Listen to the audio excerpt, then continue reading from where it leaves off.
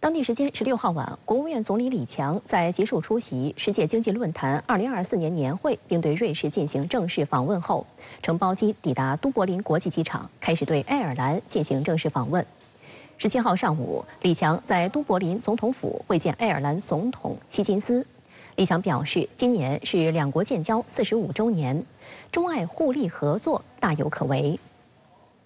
李强表示，中爱虽相隔遥远，国情各异，但两国友好历久弥坚，发展理念高度契合。近年来，在习近平主席和总统先生战略引领下，中爱关系稳健发展，务实合作成果丰硕。中方愿同爱方一道坚持相互尊重、平等相待，以今年中爱建交45周年为契机，进一步落实好两国元首重要共识，持续增进两国相互了解和信任，充分照顾彼此重大利益和核心关切，不断提升各领域合作水平与实效，推动中爱互惠战略伙伴关系取得更大发展。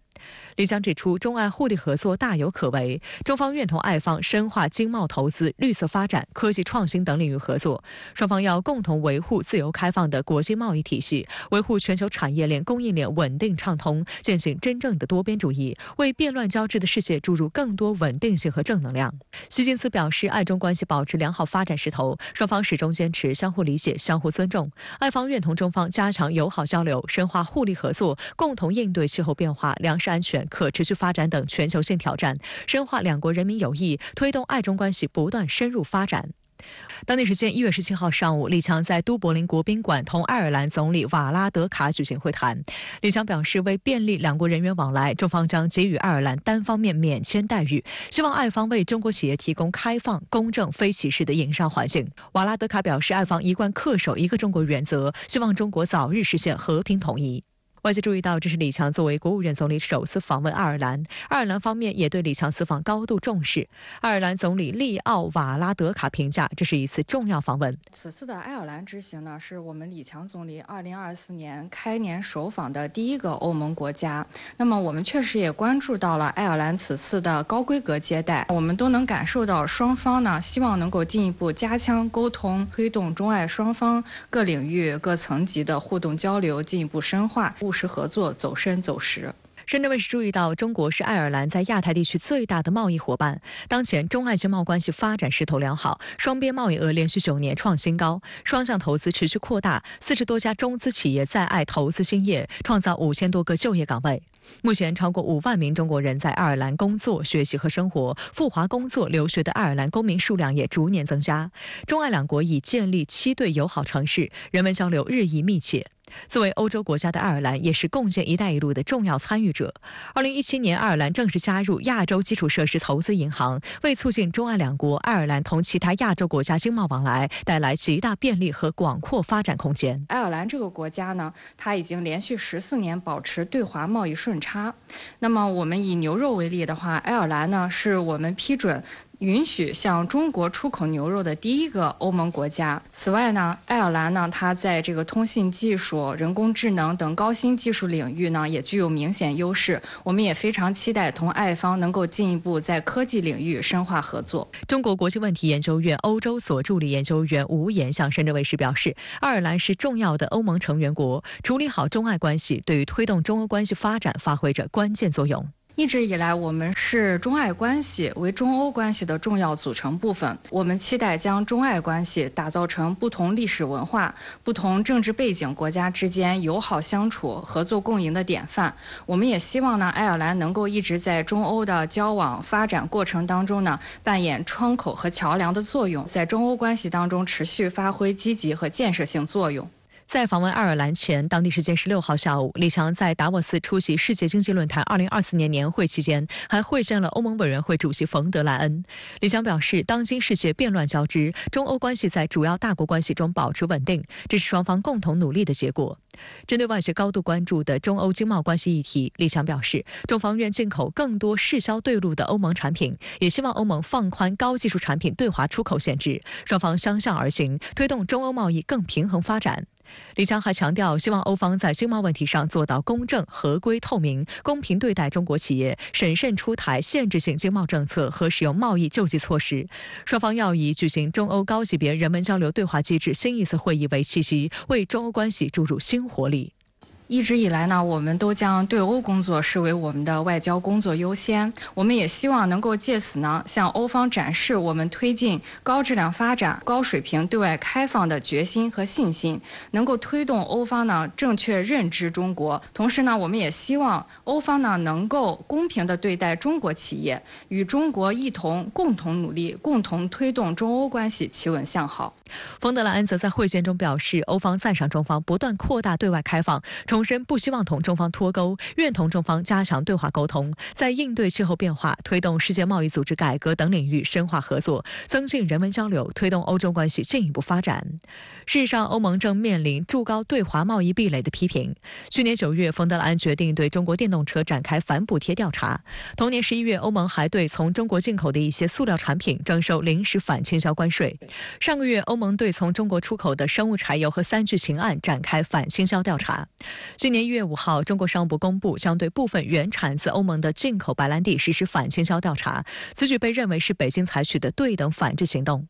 美国彭博社引述知情人士报道称，李强与冯德莱恩此次会面时也提到了相关调查行动，这凸显出双方对其可能引发更广泛贸易冲突的担忧。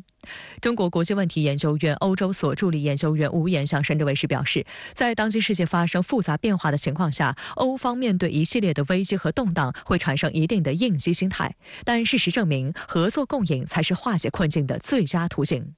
确实，近年来呢，我们也关注到欧方对华认知呢发生了一些变化。在经济领域呢，小院高墙，一些保护性措施呢也存在抬头的趋势。确实呢，对中欧的务实合作，还有中欧关系的稳定发展呢，产生了一定的负面影响。但是呢，我们还是希望中欧双方能够坚持伙伴定位，坚持对话合作，不能因为制度不同就将彼此视为对手，也不能因为存在竞争就减少合作。更不能因为存在分歧呢就进行对抗。深圳卫视注意到，在刚刚举行的世界经济论坛2024年年会开幕式上，李强在特别致辞中也提到了中方对于所谓去风险论调的反对。外界注意到，会上有2种声音，一种主张在经贸往来中采取出口管制等方式去风险，维护国家安全；另一种认为只有合作才能重燃解决问题的动力。对此，外交部发言人毛宁在17号的例行记者会上表示，李强在发表特别致辞时指出，当今世界经济联系十分紧密，碎片化的各自为战只会让世界经济更脆弱。中方认为，只有充分尊重国际产业分工的客观规律，坚定不移推进贸易和投资自由化便利化，把合作的纽带拉紧，把互惠的蛋糕做大，才真正符合各方共同利益。毛宁提到，作为世界第2大经济体，中国近年对世界经济增长贡献率一直保持在30%左右，是全球发展的重要引擎。中国具有超大规模市场，并处于需求快速释放阶段，在全球总需求不足的背景下，市场是最稀缺的资源。中国的市场空间广阔，纵深不断延展，必将为提升全球总需求发挥重要作用。中国将坚定不移对外开放，让世界分享中国机遇，同各国共同发展。正如李总理强调，中国敞开怀抱，真心欢迎各国企业继续投资中国，将持续努力打造市场化、法治化、国际化的一流营商环境。选择中国市场不是风险，而是机遇。中国开放的大门只会越开越大。中方在达沃斯论坛年会上发出的积极信号也引发全球主流媒体广泛关注。英国《泰晤士报》刊发报道，中国告诉世界会继续对商业保持开放，引述李强总理特别致辞相关内容，强调尽管近期出现通货紧缩和消费停滞的担忧，但世界第2大经济体仍拥有光明的增长前景。英国《金融时报》则刊发综合报道，达沃斯地缘政治风险掩盖了经济乐观情绪，称当前全球经济形势好于预期，但全球仍面临美国等主要经济体软着陆、地区冲突动荡持续、主要大国进入选举季等风险。其中原文引述李强总理对全球信任赤字问题的警告：如果规则是由某些或少数国家制定的，那么我们就必须给多边主义打上引号，因为它会损害多边主义的利益，本质上仍然是单边主义。李强总理在出席世界经济论坛年会访欧时强调要重建信任，您对此怎么看呢？李强总理在访欧，特别是论坛致辞中特别肯定了本次年会以重建信任为主题，非常契合人们的关切，并且具体提出了5点建议，通过加强宏观经济政策合作、国际产业分工合作、科技交流合作、绿色发展合作以及南北合作、南南合作，以务实合作相向而行，共同破解信任赤字。其实啊，在几年前，习近平主席就在提出世界存在和平赤字、发展赤字和治理赤字之外，特别又提出了更为重要的信任赤字。这里的大背景呢，是近年来百年变局不断加剧，天灾人祸日益增多，地缘摩擦明显加重，国际社会的信任与合作就备受侵蚀。在这样负面的环境压力下呢，在客观上已经出现了和平赤字、发展赤字和治理赤字的情况下，就更进一步的出现了比这些更为严重的人们主观上的信任赤字，也就是对自己丧失信心，对合作的伙伴、对时代的发展都丧失信任。这种心理上的阴霾常常比外在的天灾人祸更为有害。最近呢，我们经常说中美关系要把互尊互信放在首位，要把合作共赢落到实处。其实中欧关系也是如此，中国和所有国家的关系都是如此，政治关系如此，经贸关系就更是如此。主动对话，求同存异，增进互信，减少猜忌，相互传递输送积极的能量和信息。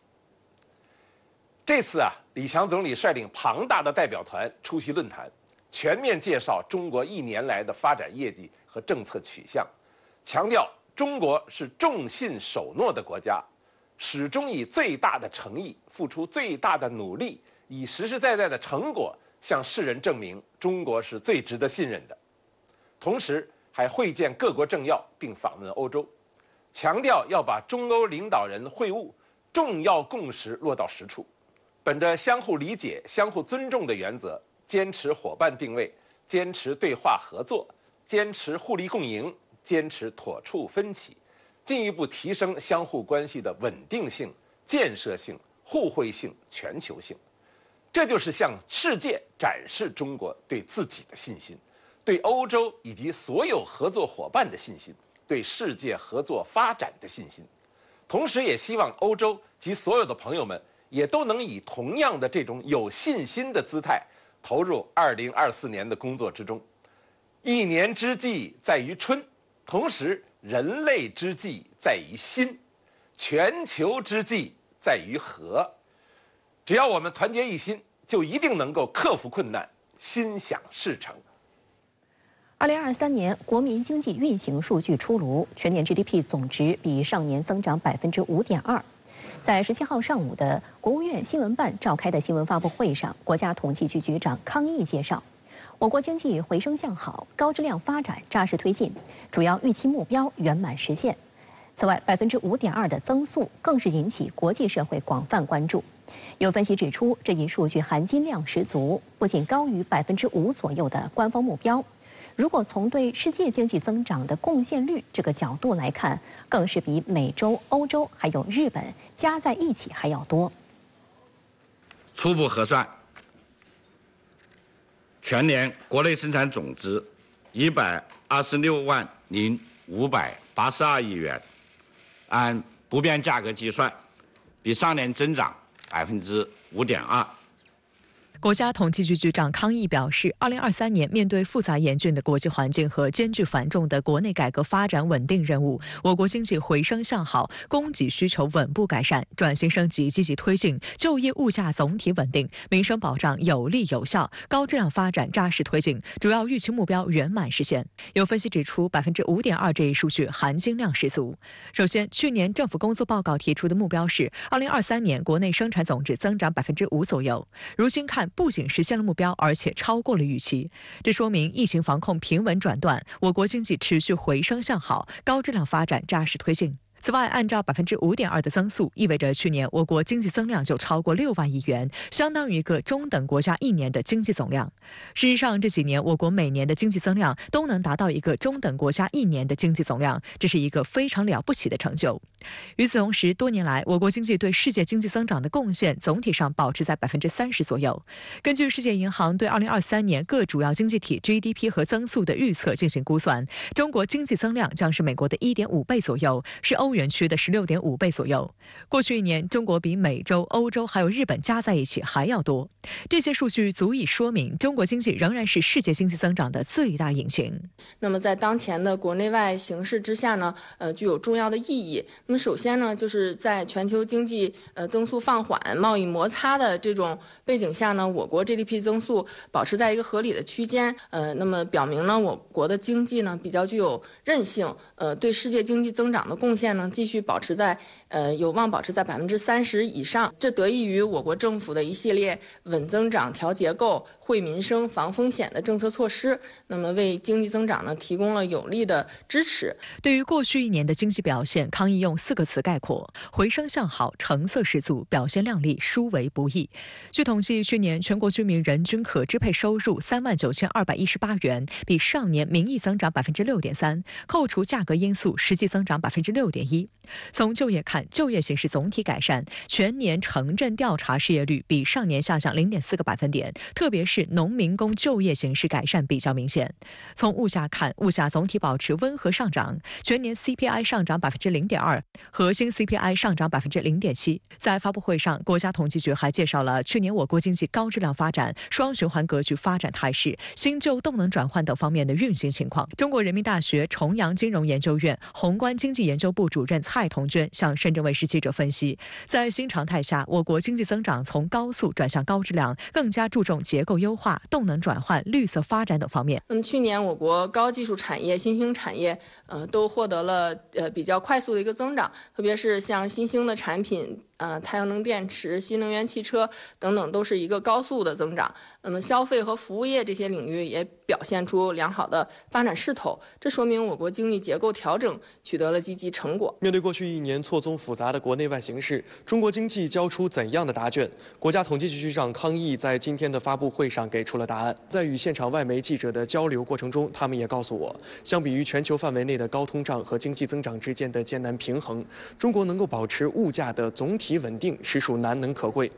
总的来说，今天的发布会不仅提供了对中国经济当前状态的快照，更重要的是，它揭示了中国经济未来发展的方向和策略。展望2024年，康毅表示，当前外部环境依然复杂严峻，国内有效需求不足，部分行业产能过剩，社会预期偏弱，风险隐患依然较多。推动我国经济进一步回升向好，还要克服一些困难和挑战，要按照中央经济工作会议决策部署，有效应对这些困难，解决这些问题，不断推动中国经济行稳致远。展望未来呢，我们经济发展仍然面临一定的内外压力和不确定性，但是长期向好的这种基本面没有改变。那么下阶段呢，我们要继续深入推进供给侧结构性改革，加快构建新发展格局，推动高质量发展，为实现第2个100年奋斗目标、全面建设社会主义现代化强国奠定坚实基础。国台办17号举行开年后的首场记者会，台湾地区2项选举结束后的两岸关系及台海局势成为媒体关注的焦点。和平统一、融合发展、反台独等成为会上的高频词。国台办发言人陈斌华强调，台湾地区2项选举的结果撼动不了台湾是中国一部分的地位和事实，阻挡不了祖国必然统一的历史大势。我们愿意为和平统一创造广阔空间，愿意以最大诚意、尽最大努力争取和平统一的前景。日前，2024台湾地区2项选举结果揭晓。针对这一结果对两岸关系走向将产生什么样的影响，国台办发言人陈斌华强调，这次台湾地区2项选举结果显示，民进党并不能代表岛内主流民意，选举结果撼动不了台湾是中国一部分的地位和事实，改变不了两岸关系的基本格局和发展方向，阻挡不了祖国必然统一的历史大势。我们将毫不动摇坚持体现一个中国原则的9·2共识，顺应两岸同胞要和平、要发展、要交流、要合作的共同愿望，坚定不移反对台独，维护和平，扩大交流，促进合作，深化融合，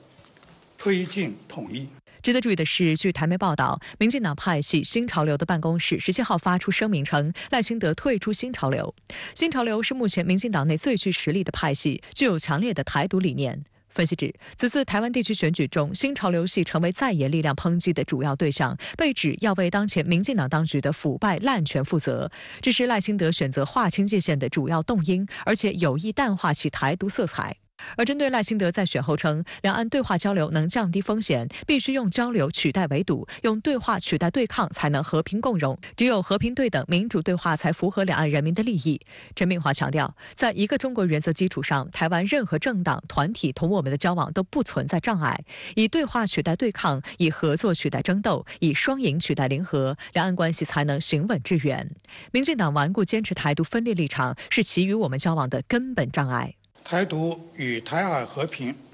水火不容，只会给台湾带来深重祸害。我们反对台独分裂图谋的行动坚决有力，粉碎台独行径，维护国家主权的能力坚不可摧，解决台湾问题，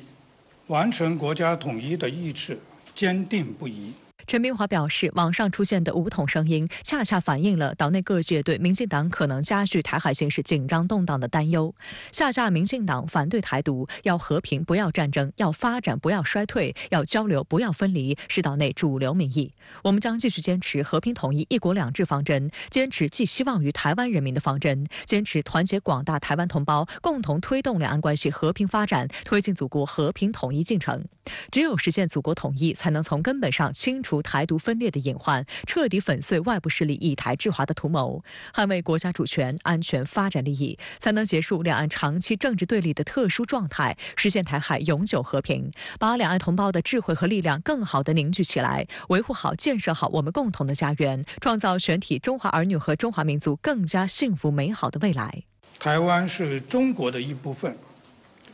中国政府有权也有责任采取一切必要手段，维护国家统一和主权领土完整。我们将继续以最大诚意、尽最大努力，争取和平统一的前景，但绝不为台独分裂行径留下任何余地。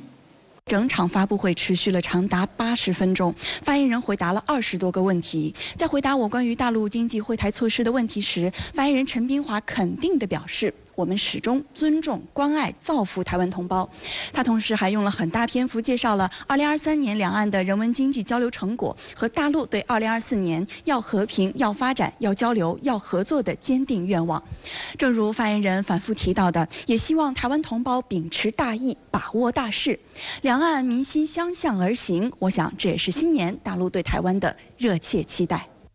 在台湾地区2024选举结束后，美国总统拜登第一时间表示不支持台湾独立。另据中国驻美大使馆网站消息，谢峰大使在当地时间16号晚举行的纪念中美建交45周年暨2024年新春招待会上致辞时表示，台湾问题至今仍然是中美关系中最重要、最敏感、最具爆炸性的问题。台海局势不稳，中美关系难安，维护台海和平稳定最符合中美双方利益。中美3个联合公报是最重要护栏，遏制台独这个祸根乱源是最紧迫任务。谢峰强调，无论台湾局势怎样变化，都不可能改变世界上只有一个中国，台湾是中国一部分的基本事实，不可能改变国际社会坚持一个中国原则的普遍共识。但令人遗憾的是，拜登政府仍在台湾地区选举后派出前高官组成的代表团窜台。对此，陈明华表示，一个中国原则是国际关系基本准则和国际社会普遍共识，也是中美关系政治基础。我们坚决反对任何外部势力以任何借口干涉中国内政，我们坚决反对美国与中国台湾地区开展任何形式的官方往来，这一立场是一贯的、明确的。我们敦促美方恪守一个中国原则和中美3个联合公报规定，将不支持台独的承诺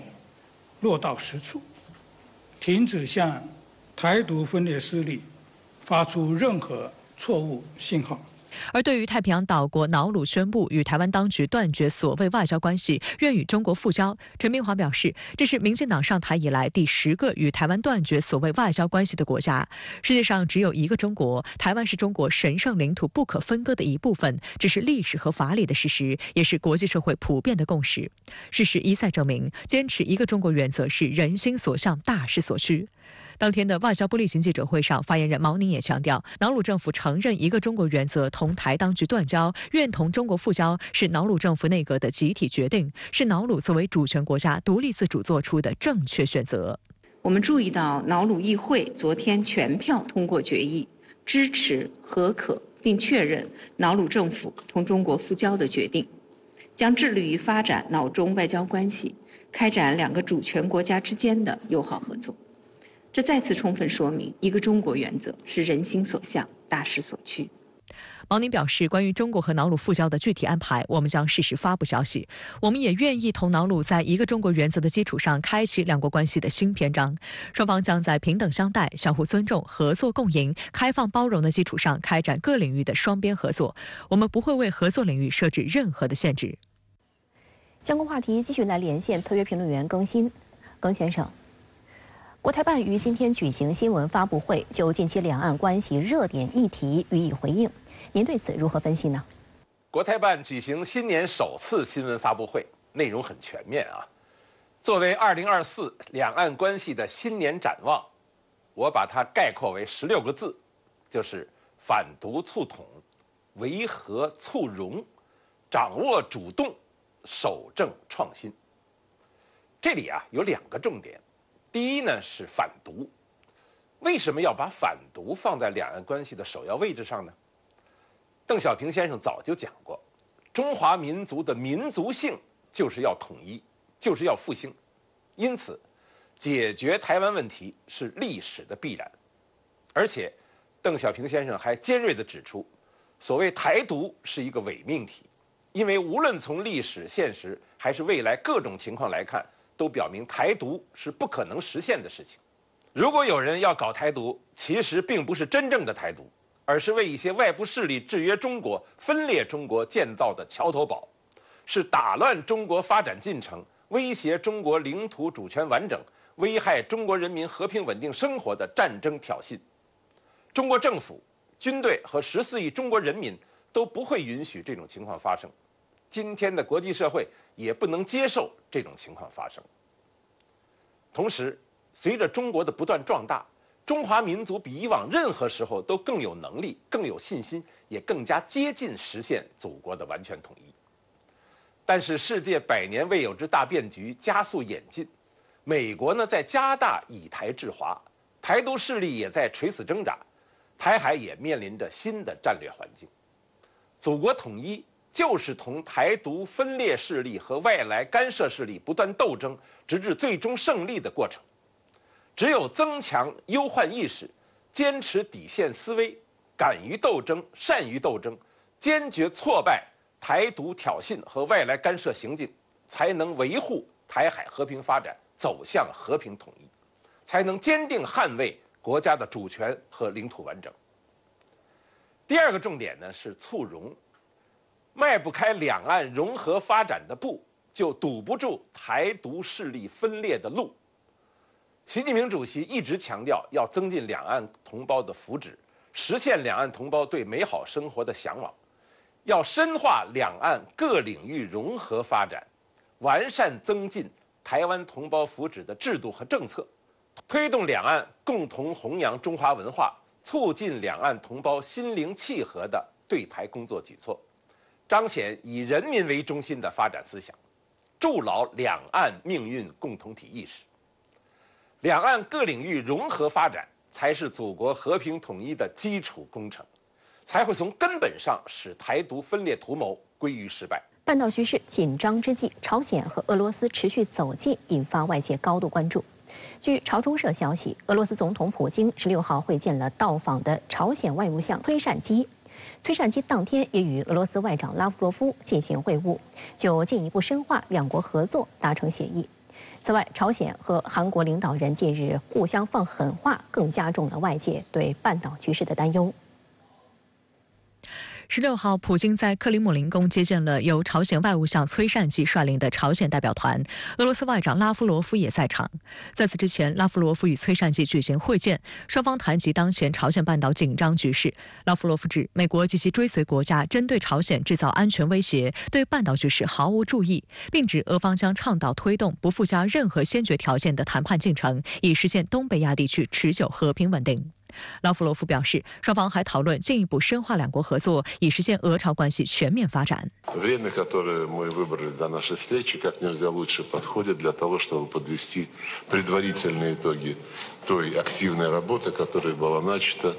для выполнения договоренностей, достигнутых в ходе сентябрьского саммита между президентом Путиным и председателем государственных дел Ким Чен Ыном на космодроме Восточный. Соответствующая работа уже активно ведется. 崔善季表示，朝俄两国之间的互动正在积极推进。我们在新一年年初举行的会晤，将把双边关系在本年度的发展提升至全新水平。他还表示，两国外长频繁会晤进一步证明了有着悠久友谊和传统的俄朝友好关系，正按照两国领导人的计划蓬勃向前发展。深圳卫视注意到，此次会谈朝俄双方气氛热络。拉夫罗夫在会谈开始前向崔善季赠送了一束鲜花。从俄朝两国近几个月的频繁的互动可以看出，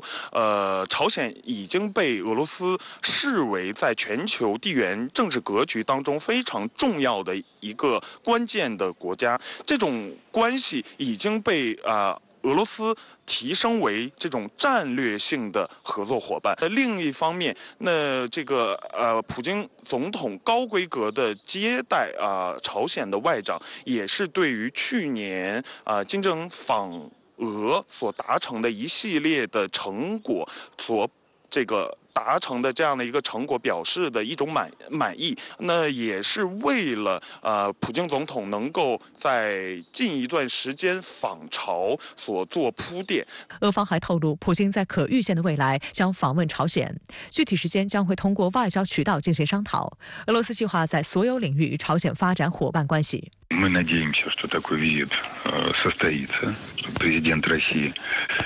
посетит в обозримом будущем. Сроки такого визита будут. 克里姆林宫发言人佩斯科夫17号在回应有关会谈的提问时说，双方讨论了朝鲜半岛局势，但主要重点是在所有领域进一步发展两国关系，包括在敏感领域方面。2023年9月12号至17号，朝鲜劳动党总书记、国务委员长金正恩访问俄罗斯。期间，金正恩与普京讨论了多个重大问题和合作事项，并达成共识。当时，普京接受了金正恩的访朝邀请。此后，拉夫罗夫访问朝鲜，也被视作就朝鲜访朝事宜进行沟通。러시아와 북한이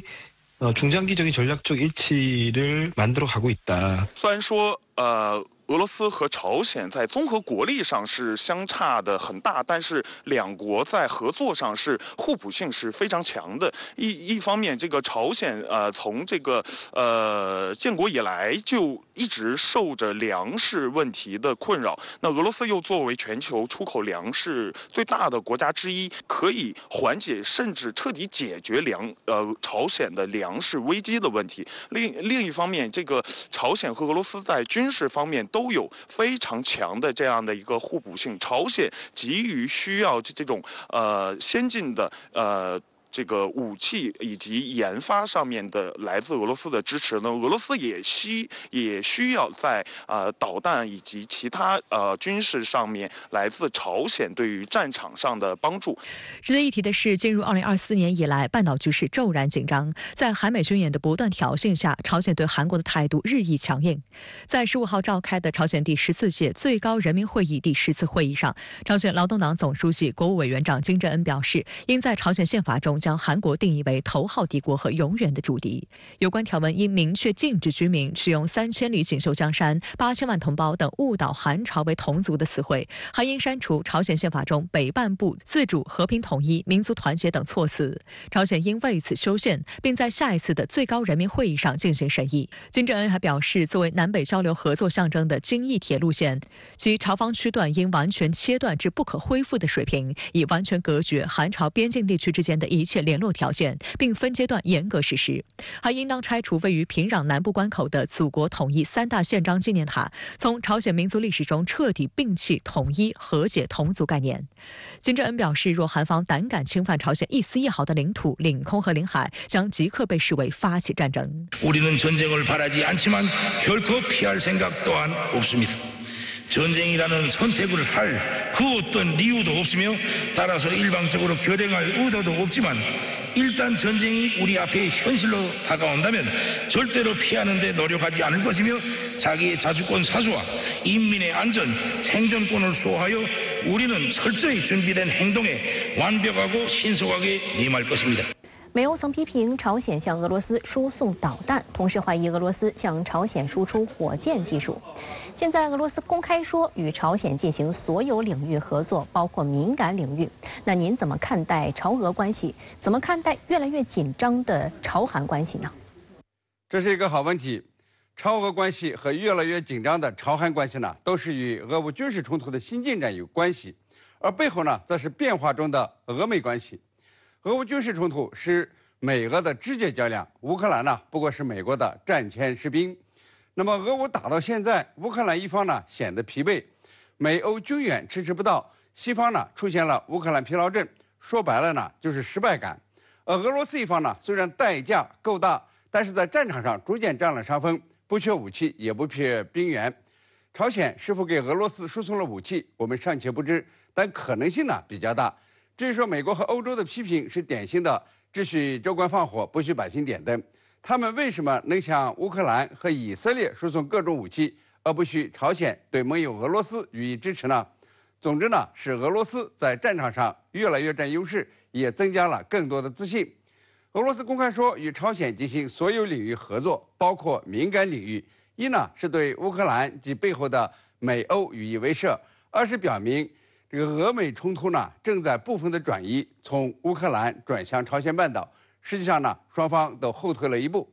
由于美俄斗争地域转移，就引发了朝韩关系的紧张。朝鲜呢，把韩国视为是头号敌人，废除祖国和平统一委员会等朝韩事务机构。韩国呢，则宣布终止919军事协议部分条款，加强美韩军演。朝韩双方呢，还用开炮的方式。 这个展示呀，对彼此的毫不相让，这实际上呢是美俄冲突在朝鲜半岛的表现。韩国总统尹锡悦向美国靠拢，把美国的核武器引向朝鲜半岛，也是激怒了朝鲜。朝鲜半岛紧张呢，似乎说明了3个问题：一是俄罗斯在俄乌战场上占上风，可以喘口气，在其他领域，比如说朝鲜半岛，与美国进行新的博弈；二是朝鲜的武器装备，特别是 导弹技术和火箭技术有了较大的进步，对美韩联军不虚，不再把韩国呢视为是同族关系，而是完全的敌对关系。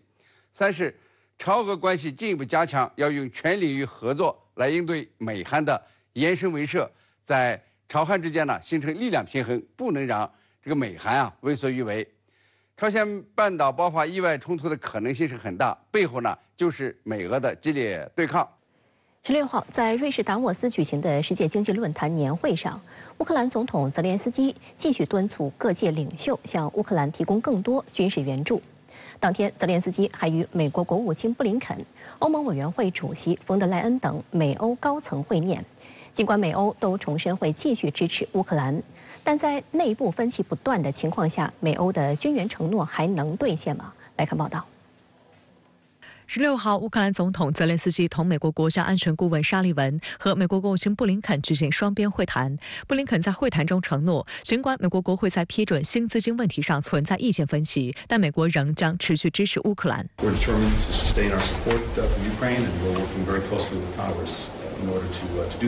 自俄乌冲突爆发以来，美国已经向乌克兰提供了约1000亿美元的援助，而近期拜登政府一直在努力争取国会批准另外一项价值600亿美元的援助计划。然而，共和党人把对乌援助作为与民主党人讨价还价的筹码，双方僵持不下，援助提案已被搁置数月。眼看白宫承诺的新一轮援乌协议一直卡在美国国会，乌克兰外交部长库列巴试图通过美媒向美国国会施压。据美国广播公司报道，库列巴警告，留给美国国会批准向乌克兰提供更多军援的时间不多了，并称不希望乌克兰在美国2024年大选的辩论中成为主要议题。how much of an impact is it having, the lack of a deal in Washington already on the Ukrainian military and the war?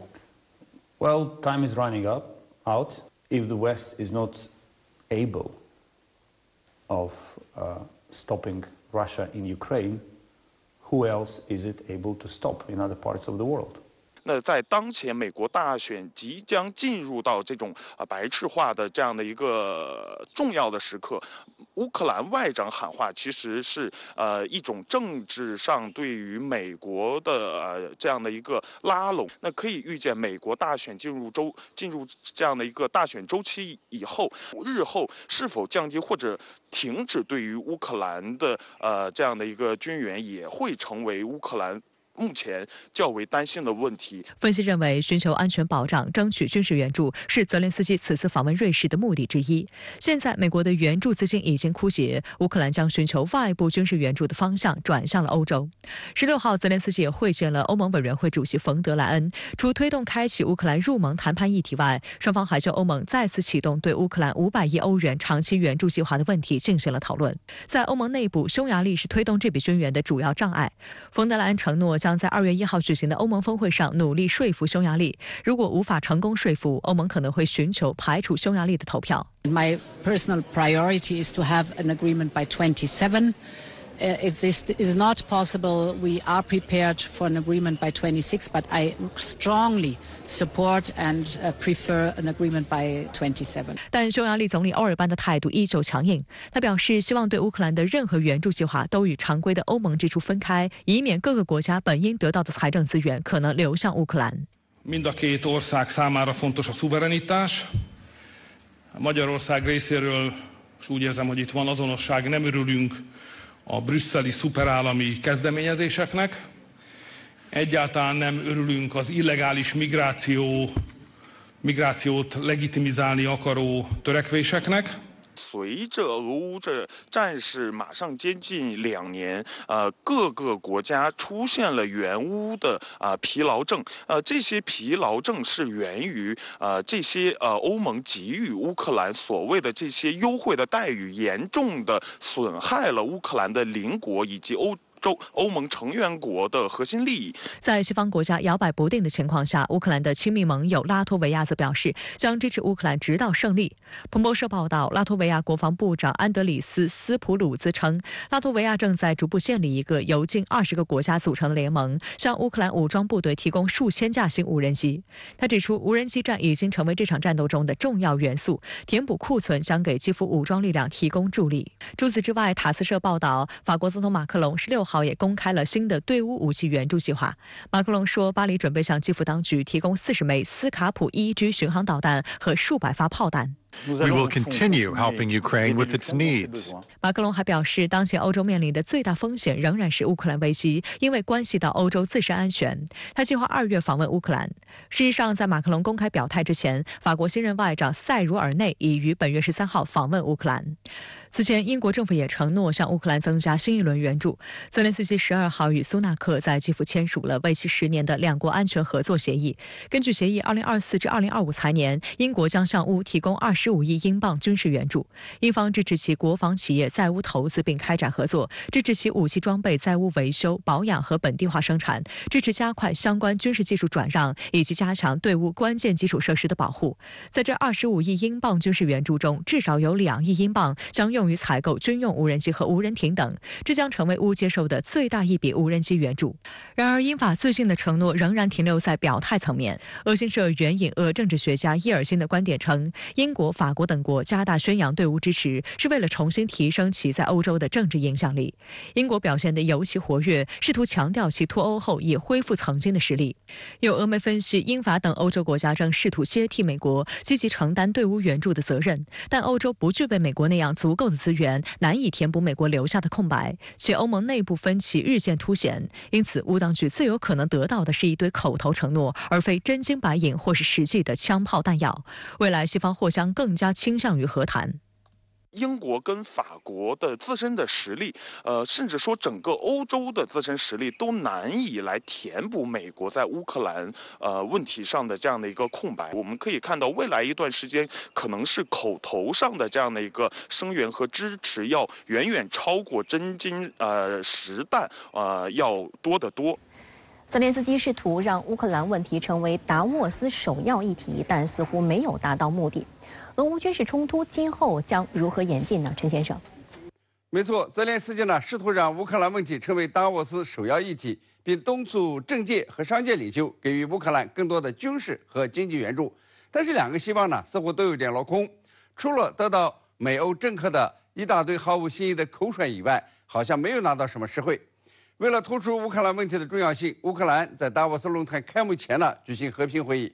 ，83个国家的安全顾问参加。但会上泛滥的还是不切合实际的实践意见，也就是泽连斯基前年就提出来的。所以呢，和平会议没有取得任何成果，反倒遭到俄罗斯的一番嘲笑，说乌克兰讨论和平呢是毫无意义。普京更是直言不讳，说乌克兰想都别想夺回这俄罗斯取得的领土。之后呢，泽连斯基在论坛发表讲话，希望政界和商界领袖给乌克兰更多的军事援助，否则呀，俄罗斯可能攻击其他的国家。很快吃住了单子，比如说呢，先进的战斗机和防空型武器以获得空中优势。但是美国和欧盟的高官像布林肯、芬德莱恩，口头上承诺呢永久的支持乌克兰，密切的进行合作，但是拿不出真金白银来。其实呀，这个乌克兰去年的反攻失败以后，欧美呢联手援乌抗俄已经是摇摆不定，西方各国呢是各打算盘。乌克兰的亲密盟友拉脱维亚呢实在是看不下去，直言道：今后呀，咱们是不是该老生常谈了？我们总在说，只要乌克兰有需要，我们就全力支持，直到乌克兰胜利。这种话呀，语气呢，显然不是真的，需要改了。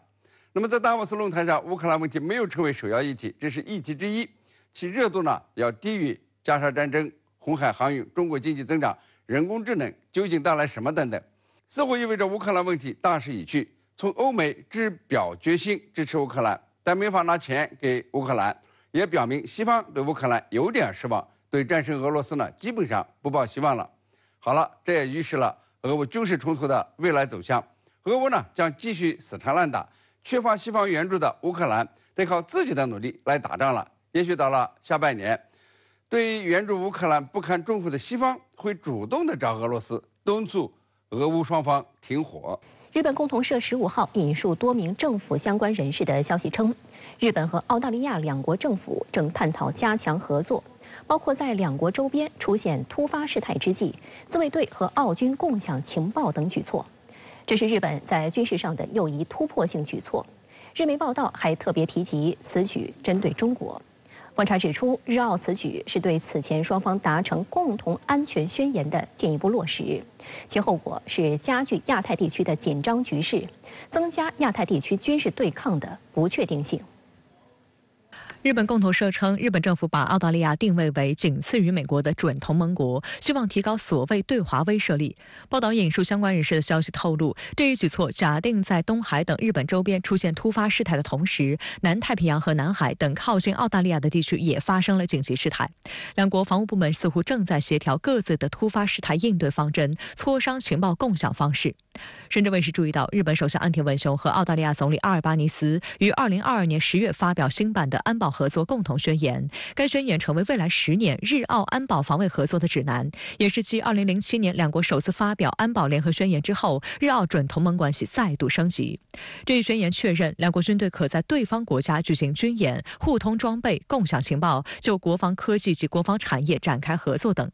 两国的最新举措被认为是在进一步落实该宣言，其背后也不乏美国的大力撮合和推动。日澳还曾于2022年1月签署让部队顺畅往来的互惠准入协定，消除了双方在对方国内举行联合军演的障碍。去年12月，澳大利亚首次参加日美代号为山鹰的大规模兵棋推演，演习在位于日本北部和中部的美国和日本军事基地举行。这个日澳之间的合作其实不只是一般的军演，那包括实弹射击，还有敏感的武器试射也在澳大利亚本土进行。而且我们还注意到，像航空自卫队的这 F-35A 战机也移驻到澳大利亚北部进行短期部署。值得注意的是，日媒报道还特别提及，考虑到中国的动向，日澳在探讨扩大联合训练以及在澳开展日本长射程导弹发射试验。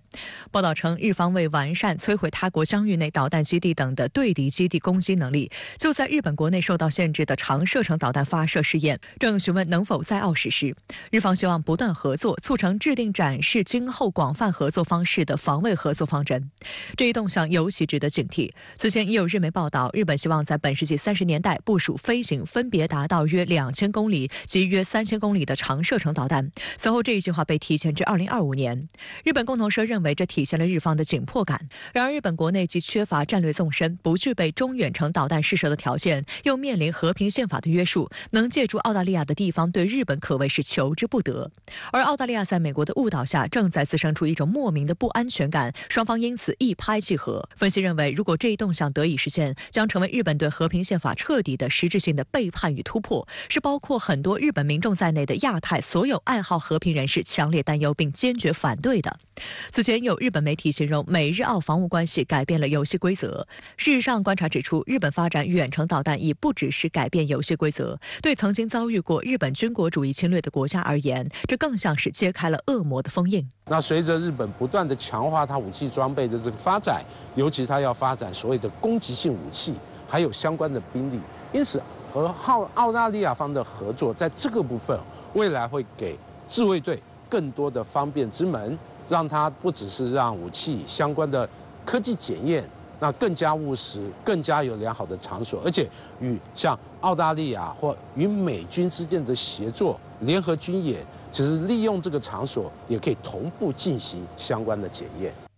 另一方面，日本和澳大利亚是四方安全对话成员国，该对话机制以美国为主导，还包括印度。日澳还自称是美国在亚太地区军事同盟体系的北南双锚。分析认为，日澳防务合作进一步升级，使其正成为美国印太战略的两只爪子。两国按照华盛顿的意志和部署，在军事上逐步加强互动与合作，甚至明目张胆地提出以对抗中国为目标，对地区局势所造成的影响必然是破坏性的、恶劣的，毒化了地区和平环境，加剧了紧张氛围，在用力把亚太地区往安全困境里推。尤其是在欧洲有俄乌战争，在中东有以哈的这个战争，还有以哈战争的外溢效应等等，我想近期都让美国伤透了脑筋，要分散很多资源。因此，相对在印太地区，我认为目前美国可以发的牌其实相对比较有限哦。